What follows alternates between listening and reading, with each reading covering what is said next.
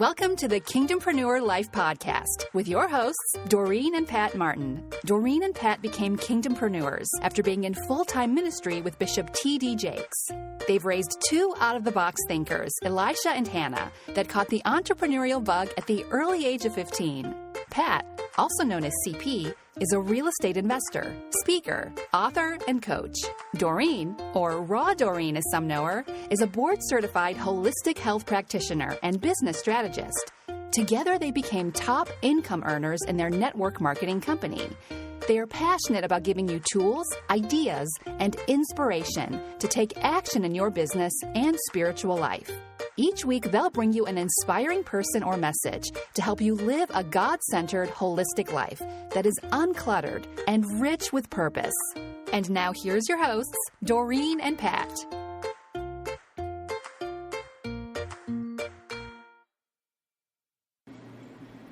Hello, our beautiful podcast family. Hey guys, I hope you're having an awesome day. If you have not listened to our previous podcasts, we invite you to go back to our episodes 1, 2, 3, and 4. This is episode 5, where we are sharing our journey that has brought us to the place we are going to talk about today, which is full of miracles that have happened. This is going to be an exciting podcast, and we get to share with you some crazy, awesome things that God just showed out for us.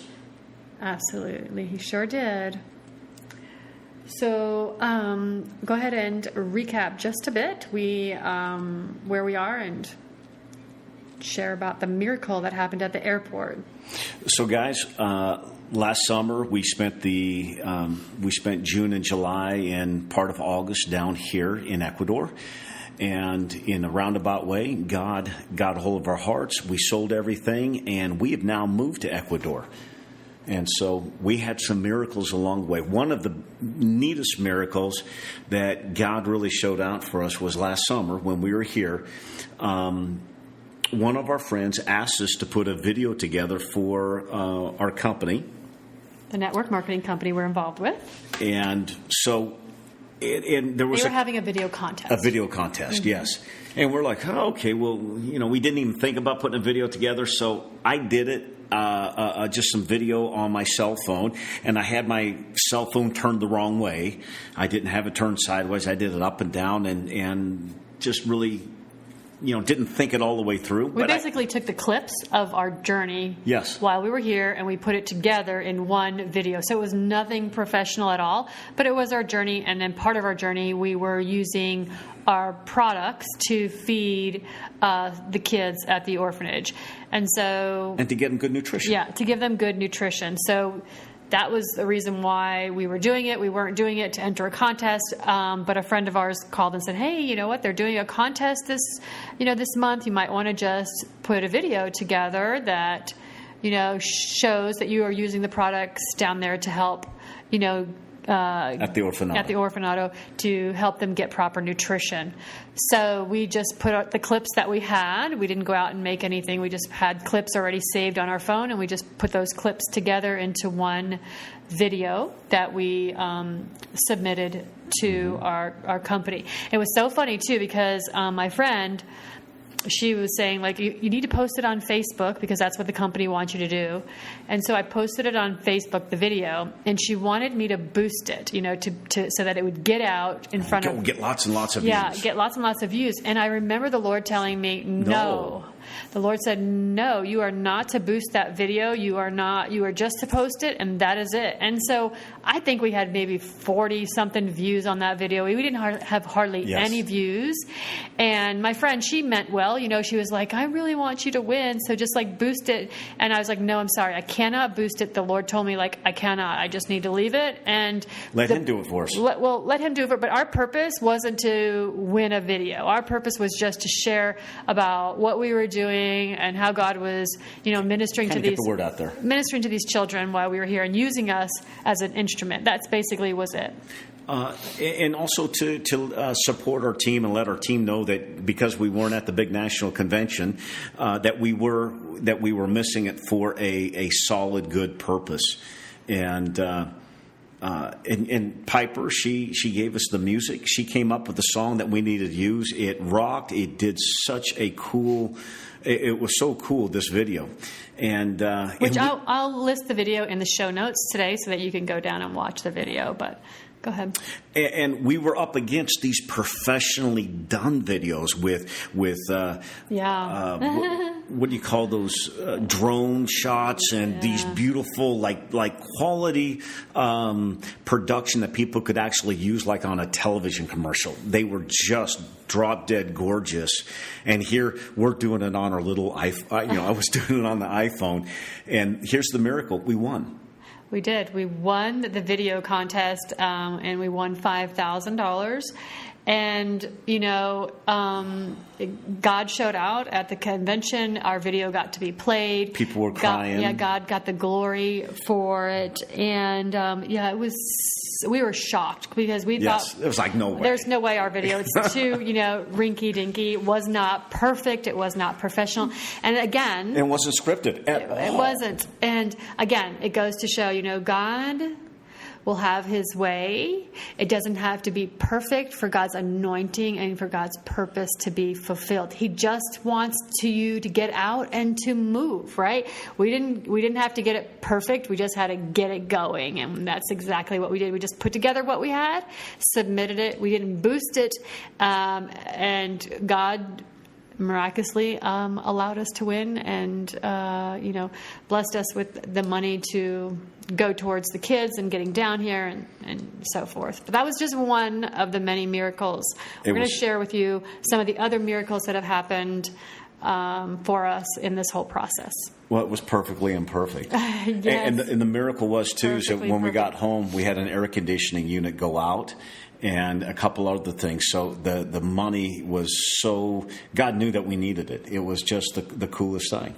Okay, so what's the next miracle Okay, here? so let's bring them up to... We ended the last podcast where we are at the airport. Oh, yeah. And Ecuador has an embargo... On luggage. On luggage. You can only bring 2 pieces of luggage each, and we all had 4 pieces each, so we had to leave 2 behind for each one of us, 6 pieces of luggage. And go ahead, take it from there. So, and then... Okay, go ahead, take it from there. Okay, so I'm being super, super sensitive to my wife and present and emotionally attached. He's not, so go back and listen to the last episode. No, I just had to say that. My focus was we have X amount of time. We had like 20 minutes. And I've got to consolidate 12 suitcases into 6 suitcases, and that's it. And Doreen's having an emotional breakdown. So is Piper. And now Hannah doesn't, Piper, she doesn't want to go. Oh my God, this is a sign from God. Another sign, whatever. No, we're going to make it happen. And so I'm downsizing and all that. And I get all the suitcases put together. And now our sky cap takes our 6 suitcases. The ones we're leaving behind, Elisha loads those up. And now my sky cap takes the 6 suitcases in. And he tells me, by the way, this one manager, we got to leave him alone because this guy, he doesn't give any grace. This guy is straight, and he's straight as an arrow, and no compassion at all. And we get there and we weigh in the suitcases, and we're overweight. And we're like, I don't care. We're overweight. I'll pay for the extra because we need to take. When I say pay for the extra, we're like 70, 80 pounds on these suitcases. And the manager comes over and wants to know what's going on. And he goes, oh, this is the family. And he heard about the family that's moving to Ecuador to volunteer and help at the orphanage. And he goes, is this all their luggage? He goes, yeah. He goes, look, this is Christmas. They need a break. And we're not going to charge them a dime. They didn't even charge us for the suitcases. And they didn't charge us for the over the weight limit. We were way over the extra weight over the weight limit. And he goes, put stickers on there. I'm signing off on this luggage. This stuff needs to get down to Ecuador. That was so cool how that happened. That was what a miracle. After God looked down and said, my kids need a little break here. So that was the miracle. Yeah, that was beautiful. So, so we fly into Ecuador that night. And we take the shuttle over, and something happens on the shuttle. Take the shuttle from the airport, of course, like normal, to the hotel that we're going to be staying at. Because we have to stay the night. We can't go directly to our condo. It's 3-hour, drive. 3.5 hours. Yeah. So we take a shuttle. We get to the shuttle. hotel. Yeah. We unpack. We go to dinner. We're sitting at dinner, and Pat says, "Where's my wallet? I don't have my wallet." And so we start to think. He's like, "Oh." I'm looking at my backpack, and my wallet's missing. Yeah. I looked right where it's supposed to be. Where you think it's supposed to be. And now I'm sitting at dinner, and I'm like, oh, okay. I'm thinking, where is this thing? And the only place I could picture it was when I unzipped my top pocket of my backpack, my phone fell out. And so I picked up my phone. What I didn't hear was my wallet fell out on the shuttle bus, and I didn't know it.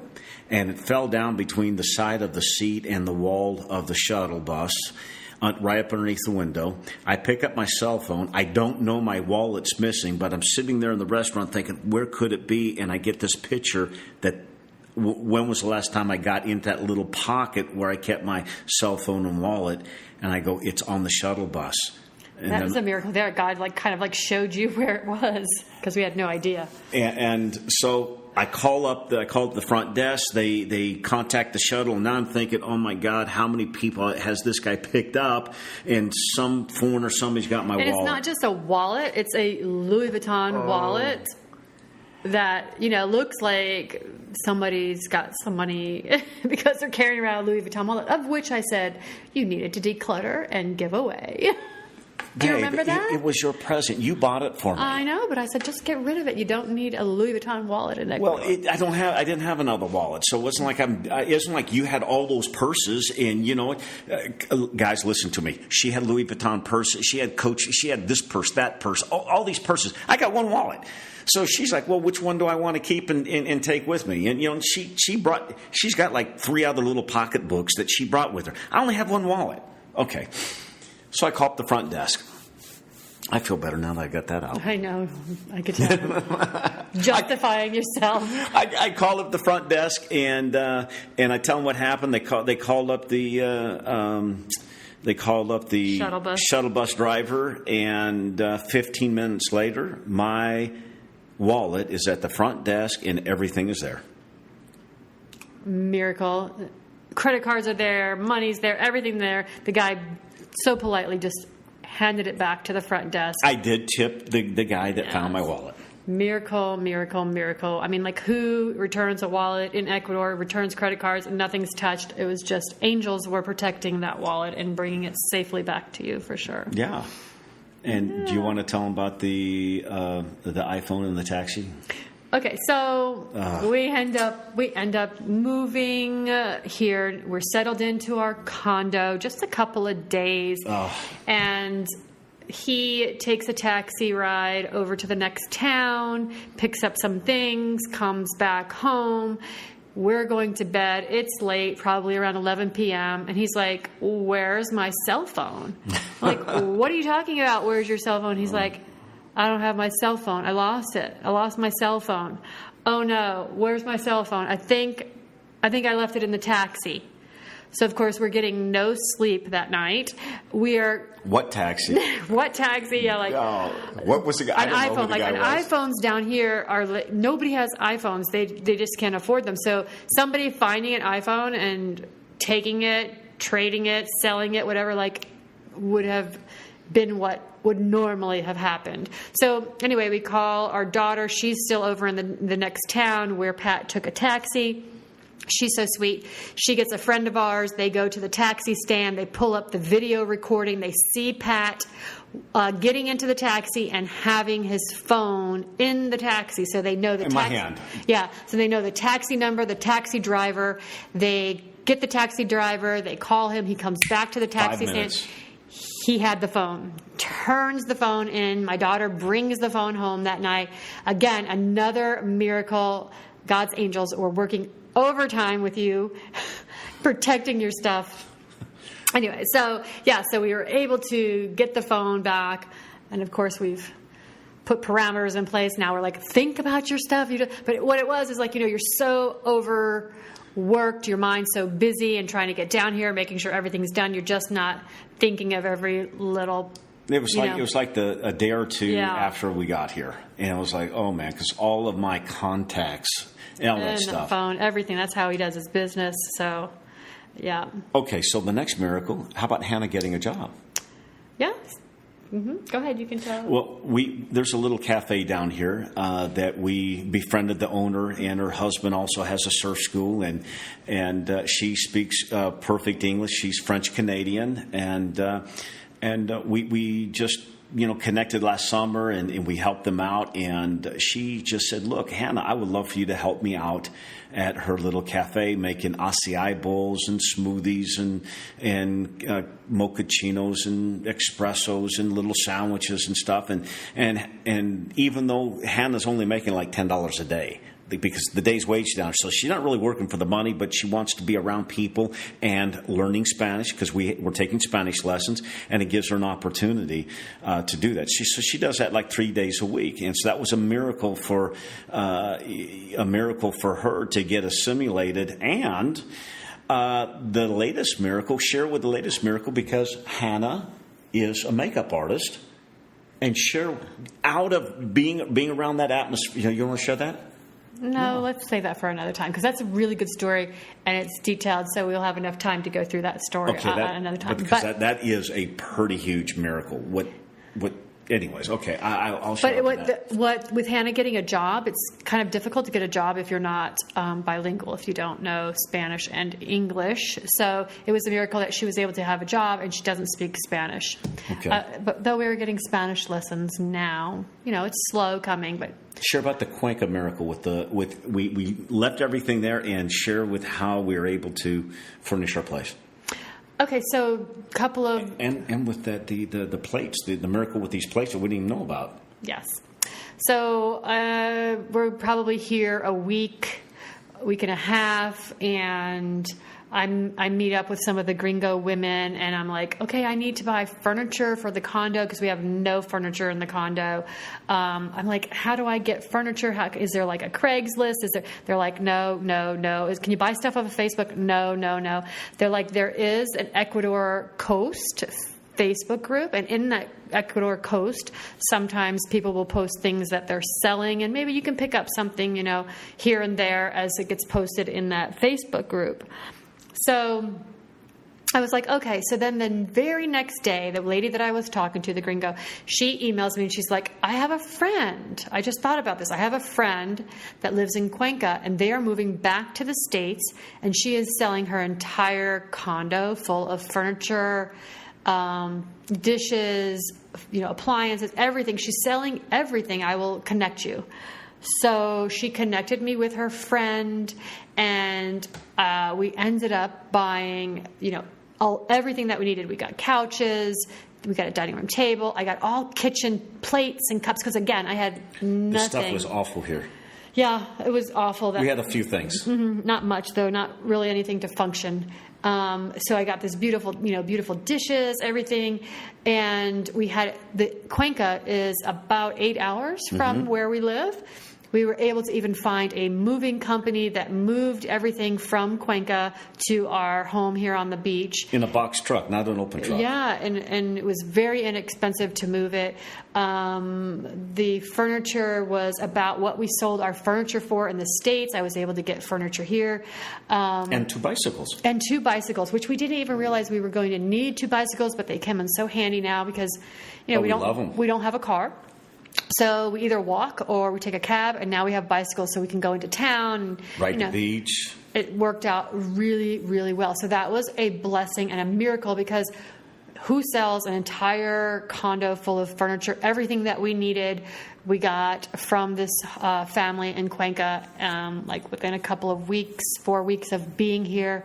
So it was and those plates, really the great. Plates and the bowls and these cups are from a special famous artisan up in Cuenca called Diego, or Mario or something, and some friends of ours were here, and they saw our plates, and like, oh my God, how did you guys get a hold of these plates? And we're like, what are you talking about? Do you understand what you have? Like, no.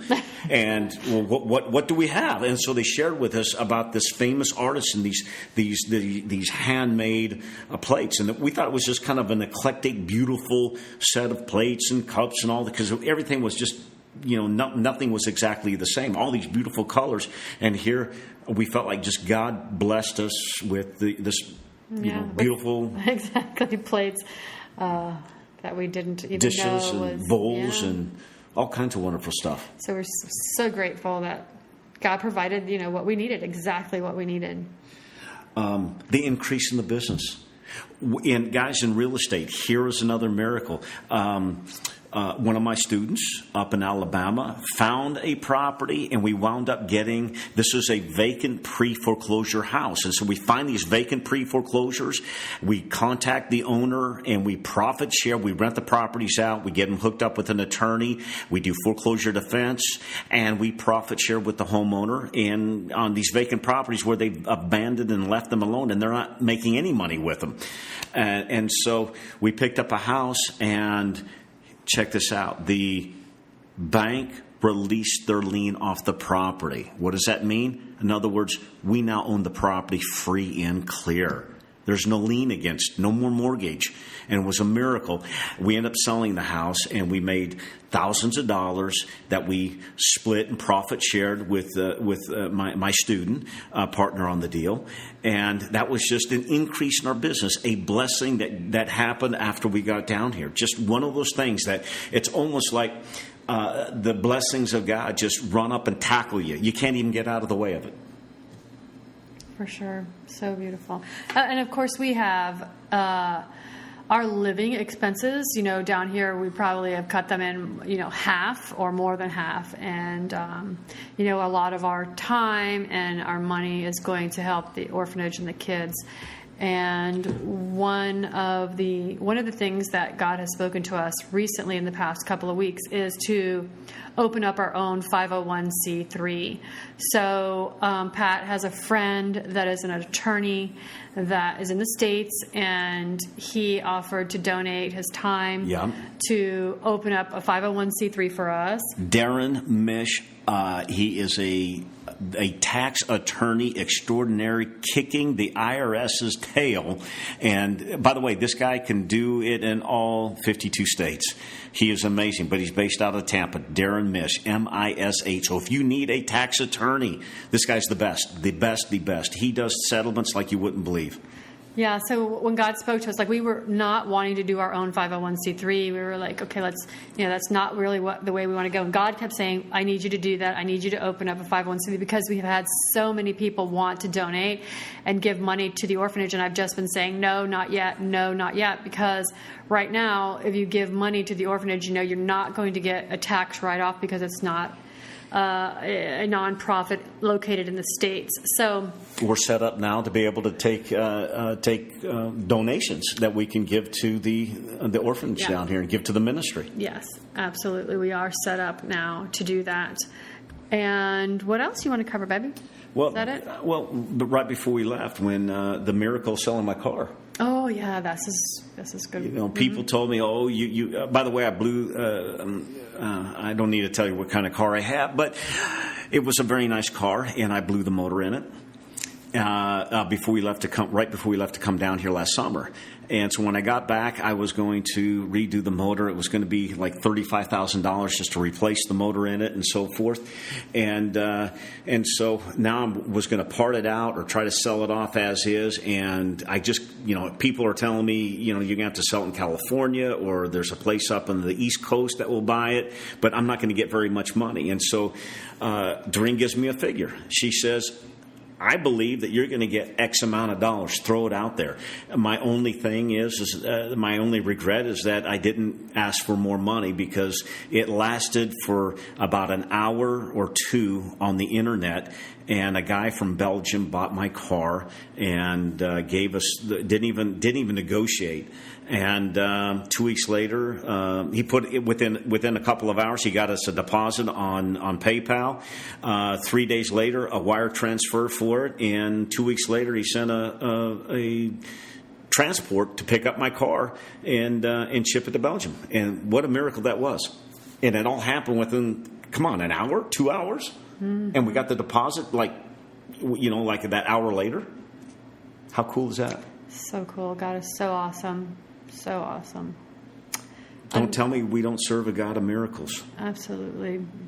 Believe in the miracles, expect miracles, especially in this year, 2018. I think God is really ready to show out for the world and show out for his people, and just need to be ready for it. Absolutely. Babe, I think one of the biggest miracles that we can end this with, and that is, we've always wanted to have a ministry at the beach, church on the beach. We've always wanted to reach people. God's got us reaching children, but we're reaching. We have all these other people that we're reaching that God's brought into our lives, and we for the most part we have adoptive older now kids from Venezuela that are in their 20s, and we're ministering to them, praying with them in their mid 20s or so, and we're just like that. The Americano parents that they come to for food or whatever it is, and here the God has really opened up the door for us to minister, and we've always wanted it. We've always dreamt about being on the beach and being on the Pacific Ocean. Well, no, I don't know. I don't think I've always dreamt of being on the Pacific Ocean. Let me just share this, though. Last year, I was in a women's mastermind. Masterminds are so powerful. Yes. In fact, we will be doing our own mastermind here in Ecuador. But last year, I was part of a women's mastermind in St. Pete, Florida. And on the first day of that mastermind, our instructor had us write out our dream life, what we want our life to look like in the next 5 years. What kind of day, work day, where do we want to live, what does the house look like, being very specific with our dream or our vision board, but just writing it out. We wrote it out. And one thing I wrote out was that I wanted to live in a condo, and I was specific. I was like a 3-bedroom, 3-bath condo, and I want to live on the beach. And at that time, I thought it was going to be St. Pete Beach. St. Pete Beach. Because we always like to go to St. Pete Beach. And a year later, we are living on the beach in a 3-bedroom, 3-bath condo. We're sitting at our table right now, looking out our balcony, sliding doors, and we're looking at the Pacific Ocean. We're looking at waves. We're looking at people surfing, and I'm looking at boys, or I'm assuming young guys, playing beach soccer, beach football out here, which I love. That's one of my passions. And so not only are we living in a beautiful place, but we are really fulfilled in our hearts because we are ministering to people. I want to encourage some of you that think you can't do ministry unless you are employed with a church full-time in ministry. One thing, I read a book by Stephen Furtick, The Sun Stands Still, which is an awesome book. And in that book, he talks about every time you open your door and leave your house, you are going to the mission field. We are all ministers. You don't have to be employed at a church to be considered a minister. When you leave your house, you're entering the mission field, and you are there to minister God's love and acceptance to others. So wherever you are a minister of God's love to others. You know that scripture, when Jesus said, go into all the world, if you want to break that down, what that means, that word go doesn't mean like one day, okay, I'm going to go. It is literally means as you go every day. And beautiful. So as we go every day, we have opportunities to minister and pray and show an act of kindness, a hug, do something out of love. And it's not Thank you for listening to the Kingdompreneur Life podcast. Serving at a church. Don't forget to join us next week for another inspiring whether episode. You're going to the We'd grocery love for you to store head or over to to the UPS iTunes store, to whatever subscribe you're and doing. leave a review. I want to bring this back, babe, and close this out here. You can also connect with us on Psalms our website. 37, verse 4. Pat is Coach Pat. It says, delight yourself in the Lord, just like it sounds. and He will Coach give you the PatMartin.com. desires of your heart. And even Doreen is found when at you don't know rawdoreen.com. and realize what those desires are. God knows before you know. And who do you think puts those desires in your heart? It goes back to this. The first step is if all we have to do is delight ourselves in the Lord. And who do you think puts that desire in our hearts? It's Him. And so that's just the scripture that came to mind. Good scripture, babes. All right. Thanks so much for sharing that scripture. And thank you, everybody, for listening. We look forward to connecting with you again. And sharing this podcast. Next week. Talk to you later. Bye-bye.